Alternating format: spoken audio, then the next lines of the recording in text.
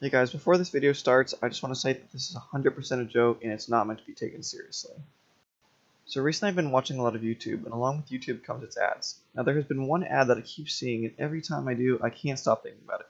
This is the State Farm ad about a woman and presumably her husband standing in front of the woman's she shed, which is on fire.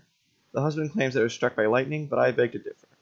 Now let's go ahead and watch the ad before we continue. Well, it finally happened, Zachary. Somebody burned down my she shed. Nobody burned down your she shed, Cheryl. Well, my she shed's on fire. Your she shed was struck by lightning. Zachary, is my she shed covered by State Farm? Your she shed's covered, Cheryl. You hear that, Victor? I'm getting a new she shed. She shear? Mm-hmm. That's wonderful news. Home insurance trusted by more people than any other. State Farm. So a few things off the bat that we can see is that the husband doesn't seem too happy about the wife getting a new she shed. The wife also says that it finally happened when someone burned down the she shed, as if she knew the husband didn't like it. Now I think that I have some evidence to prove that it was in fact the husband, not lightning, that burned down the she shed. First of all, the shed is surrounded by tall trees. According to Ernest W. DeRosa in the Journal of Agriculture, quote, lightning prefers to strike tall, pointed objects.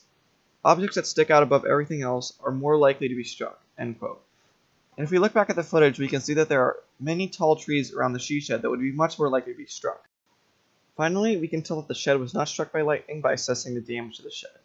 In the ad, the shed is burning, but there seems to be no other visual damage. According to Total, a roofing company, quote, a lightning strike can literally blow a large hole right through the roof structure, end quote. Now this article is talking about a full-blown house, not a small shed. So if the shed was in fact struck by lightning, I'm sure I'd be seeing some sort of hole in the top of the shed.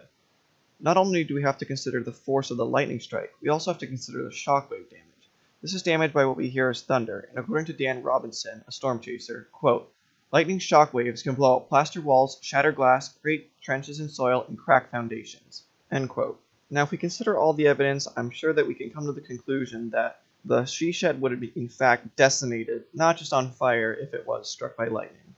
So you, little husband of Cheryl, why'd you do it? Why'd you burn down the she shed?